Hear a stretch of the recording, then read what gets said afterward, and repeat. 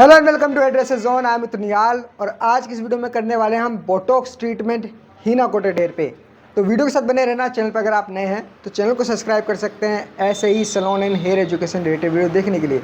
शुरू करते हैं अब आज की वीडियो। तो बोटॉक्स ट्रीटमेंट को करने के लिए सबसे पहले क्लाइंट के हेयर को वॉश करेंगे प्योरीफाइंग शैम्पू से, जिसके बाद क्लाइंट के हेयर को 100% ड्राई करके एप्लीकेशन स्टार्ट करेंगे डैपिंग मोशन में। डैपिंग मोशन में उसे अप्लाई करेंगे और इमल्सिफाई उसे हम नीचे की तरफ से करेंगे।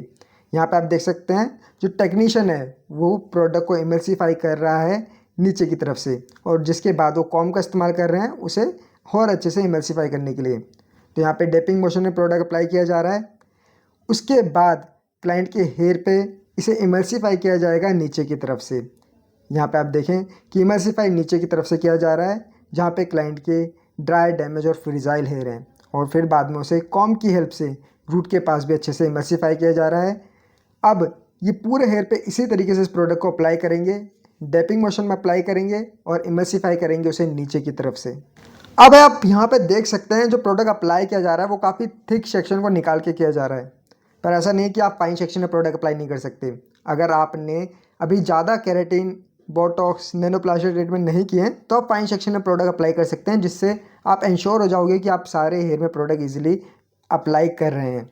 पर अगर आपको अच्छा खासा एक्सपीरियंस है, आपने 3-4 साल हो गए आपको प्रोडक्ट अप्लाई करते हुए, तो आप खुद ही आपकी स्पीड बन जाती है और आप थिक सेक्शन में भी ईजिली प्रोडक्ट अप्लाई कर लेते हो। यहाँ पे हमारा जो टेक्नीशियन है इनको 7 से 8 साल का एक्सपीरियंस है, तो ये थिक सेक्शन में प्रोडक्ट अप्लाई कर रहे हैं। और यहाँ पे आप देखें कि प्रोडक्ट को अप्लाई करने के लिए सबसे पहले रूट के पास, फिर रूट से मिड शाफ्ट, फिर मिड शाफ्ट से एंड शाफ्ट जा रहे हैं। पर जैसे ही इसे इमल्सिफाई कर रहे हैं ये एंड से इमल्सिफाई कर रहे हैं, और बहुत सारे हेयर ड्रेसर जो हैं वो रूट के पास से ही इमल्सिफाई करना स्टार्ट करते हैं। सो इमल्सिफिकेशन का तरीका चाहे कोई सा भी हो, पर प्रोडक्ट पूरे हेयर पे अच्छे से इमल्सिफाई हो जाना चाहिए। यह है वो ट्रीटमेंट जो हम क्लाइंट के हेयर पे अप्लाई कर रहे हैं। अब यहाँ पे आप देखिए तो पूरे हेयर पे, ऑलमोस्ट पूरे हेयर पे प्रोडक्ट अप्लाई कर दिया गया है। अब पूरे हेयर पे प्रोडक्ट जब अप्लाई हो जाता है तो उसके बाद आपको क्लिंग रैप या फिर सिल्वर फॉइल का इस्तेमाल करना है, या फिर आप शावर कैप का भी सिंपल इस्तेमाल कर सकते हैं। तो यहाँ पे शावर कैप बना दी गई है और एक एक्स्ट्रा शावर कैप बना दी गई है कि अच्छे से हीट जनरेट हो पाए हेयर पे। अब 40 से 45 मिनट से हेयर पे रखने के बाद सिल्वर फॉइल को निकाला और हेयर को कोल्ड ब्लो की हेल्प से 100% आपको ड्राई करना है। जब हेयर 100% आपके ड्राई हो जाएंगे उसके बाद आप स्ट्रेट ब्लो ड्राई करोगे पैडल ब्रश की हेल्प से। यहाँ पे आप देख सकते हो कि पैडल ब्रश की हेल्प से हेयर को अच्छे से 100% स्ट्रेट ब्लो ड्राई किया जा रहा है, और इसी के बाद आपको स्टार्ट करनी होगी आयरन। और यहाँ पे इंश्योर ये रखें कि आपके क्लाइंट के हेयर 100% ड्राई हो, क्योंकि इसके बाद हमें हेयर पे आयरन करनी है। तो आयरन से पहले क्लाइंट के हेयर 100% ड्राई होने चाहिए। तो हेयर को 100% ड्राई करने के लिए आप अच्छे से पैडल ब्रश की हेल्प से हेयर को स्ट्रेट ब्लो ड्राई करेंगे। आयरन के टाइम पे हम करते क्या है कि सिंपली हेयर में जो हमने प्रोडक्ट लगाया था उसको हेयर पे पेनिट्रेट करते हैं। अब जब आप ब्लो ड्राई कर रहे हो इस टाइम पे, तो आपके ब्लो ड्राई की जो हीट है वो मीडियम रहेगी और ब्लो फुल रहेगा अगर क्लाइंट का हेयर केमिकल ट्रीटेड है तो। और अगर वर्जन हेयर है, थिक हेयर है, तो आप फुल हीट और फुल ब्लो के साथ भी स्ट्रेट ब्लो ड्राई कर सकते हैं।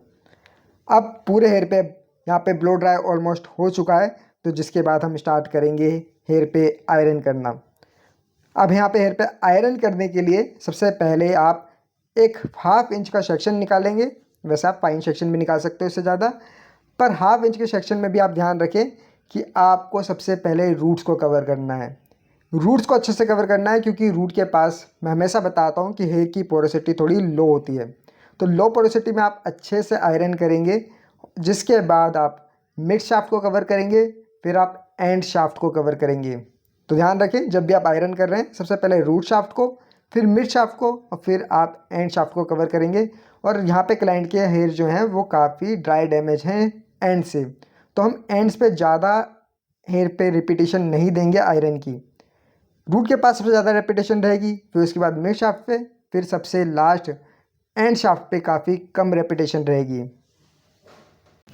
अब अगर आप केराटिन कर रहे हैं, बोटॉक्स कर रहे हैं या फिर स्मूथनिंग कर रहे हैं, तो वहाँ पे स्मूथनिंग या केराटिन, बोटॉक्स ऐसे ट्रीटमेंट के टाइम पे आयरन काफ़ी इंपॉर्टेंट रोल प्ले करती है। तो आयरन आपको काफ़ी टाइम लेके करनी है और अच्छे से करनी है। जैसा मैंने आपको बताया, पहले रूट शाफ्ट पे, फिर मिड शाफ्ट पे, फिर एंड शाफ्ट पे। पूरे हेयर पे आयरन करने के बाद अगर आपको लग रहा है कि कहीं कमी है तो आप थिक सेक्शन लेके एक बार दोबारा पूरे हेयर पे आयरन कर सकते हैं, जिससे आपके क्लाइंट के हेयर पे अगर आप केराटिन कर रहे हैं या फिर बोटॉक्स कर रहे हैं तो प्रोडक्ट अच्छे से पेनिट्रेट हो जाएगा, और अगर आप स्मूथनिंग कर रहे हैं तो क्लाइंट के हेयर के जो बॉन्स ब्रेक होते हैं फर्स्ट क्रीम से, वो अच्छे से स्ट्रेट शेप में आ जाएंगे। तो जैसा मैंने आपको वीडियो की स्टार्टिंग में बताया था कि क्लाइंट के जो हेयर हैं वो हीना कोटेड है, और हीना कोटेड हेयर पे केराटिन हो, बोटॉक्स हो तो ऐसे ट्रीटमेंट को करने से मना करते हैं। पर क्लाइंट के हेयर पे पी लाइट के थ्रू कलर भी किया गया था। पी लाइट के बाद कोई दूसरा कलर, आर्टिफिशियल कलर उसमें डिपॉजिट किया गया था, जिस वजह से क्लाइंट के हेयर से थोड़ी बहुत हीना तो निकल चुकी थी और रूट के पास अभी भी हीना थी। अब हीना वाले हेयर पे रिजल्ट की पॉसिबिलिटी थोड़ी कम होती है, पर फिर भी यहाँ पे अगर क्लाइंट के हीना कोटेड हेयर हैं और फिर भी ड्राई डैमेज है तो थोड़ा बहुत रिलैक्स यहाँ पे क्लाइंट के हेयर को मिल जाता है।